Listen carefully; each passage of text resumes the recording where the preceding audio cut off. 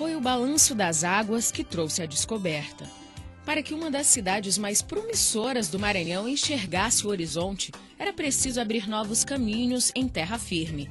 Além do que é recontado nas histórias que passam de pai para filho e chegam ao conhecimento dos cidadãos de Imperatriz, as fotografias são as melhores lembranças da época em que esse era o único cenário do desenvolvimento.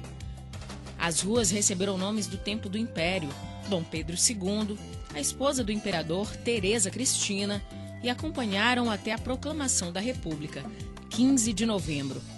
Mas bem antes de ser chamada assim, ela já era a mais importante rua de Imperatriz. Durante quase 50 anos foi a única rua de Imperatriz. Era uma rua no final do século XIX com cerca de 84 casas. Quer dizer, então, que antes da abertura da Belém-Brasília, tudo que chegava em Imperatriz vinha de barco e essa era a principal avenida, era onde ficavam até os órgãos públicos. Aqui, por exemplo, onde hoje é a Companhia Sotaque, funcionava o quê? Era a Prefeitura de Imperatriz. Até a construção do prédio que é a Academia de Letras hoje, a prefeitura era aqui, esse prédio sediava a Prefeitura de Imperatriz. Aqui aconteciam os grandes eventos cívicos aqui em frente, que a cidade acontecia o 1º de maio, os eventos, posse dos prefeitos, tudo acontecia aqui em frente. Além de sediar os espaços públicos, foi a partir daqui que a cidade se desenvolveu. No lugar desta casa de shows desativada, já foi o Fórum e o primeiro armazém de Imperatriz. Onde hoje é a Ciretran, era um convento. Foi construído no começo do século XX. Então aqui, todos os missionários da congregação dos frades capuchinhos na região ficavam aqui nesse prédio. Pouca gente percebe, mas na entrada, quando o local passou a ser um teatro, ainda é possível ver onde funcionava a bilheteria, o espaço para a exibição de filmes e o palco. O primeiro mercado ainda funciona no mesmo local e preserva, além do nome, parte da estrutura antiga. Bom seria se todo esse patrimônio fosse mantido, como a igreja de Santa Teresa d'Ávila, que permanece com a estrutura intacta. O piso, por exemplo, que relembra a arquitetura do período colonial, nunca foi trocado.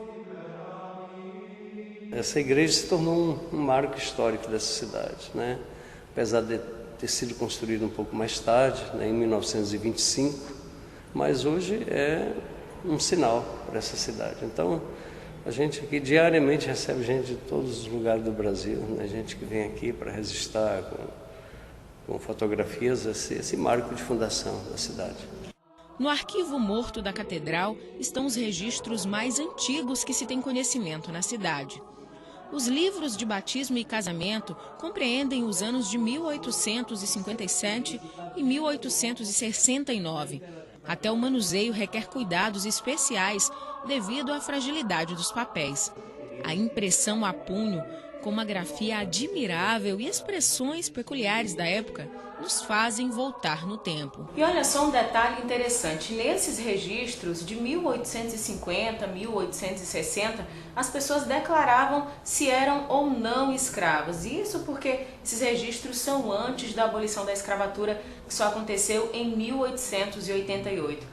Lê um trechinho aqui pra gente que diz, padre. O seguinte: em um altar decentemente preparado, batizei solenemente o inocente Lourenço, livre, que nasceu no dia 24 de agosto de 1866, filho legítimo de João Francisco dos Reis e sua mulher Josefa Joaquina dos Santos. Com a igreja de Santa Teresa d'Ávila vieram as irmãs capuchinhas, que além de evangelizar, tinham a missão de educar. Há 90 anos fundaram a primeira escola de Imperatriz. As irmãs chegaram no dia 24 de julho de 1924 e já chegaram com essa missão de abrir uma escola. Só que com a missão, sempre a nossa missão, desde o princípio da fundação da instituição, é educar e evangelizar.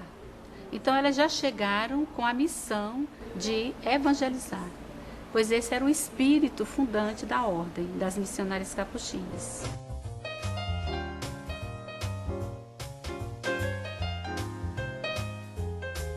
Mas a primeira capela que abrigou a imagem de Santa Teresa foi construída na Praça da Meteorologia, marco zero da 15 de novembro. Esse foi o espaço que Frei Manuel Procópio escolheu para começar a povoação. Então, aqui foi construída a primeira capela de Santa Teresa, que é a padroeira da cidade. Até 1937, quando se inaugurou a nova igreja de Santa Teresa, o novo prédio, então somente aí que saiu daqui a igreja de Santa Teresa, mas aqui sempre foi o largo da igreja. A Capela do Bom Jesus, construída em 1920 e reformada em 1933, é preservada pela família Cortês Moreira. A exemplo dos Cortês Moreira, a família Ribeiro, Milhomem e tantas outras, a cidade foi crescendo, mas o mercado imobiliário se encarregou de apagar vestígios dessa história. A ausência de uma lei específica de tombamento permitiu que muito fosse modificado. A primeira igreja evangélica também nasceu na 15 de novembro, onde é o atual templo da Assembleia de Deus. O canteiro central só foi construído em 1971 e na década de 80, a 15 de novembro recebeu os bloquetes.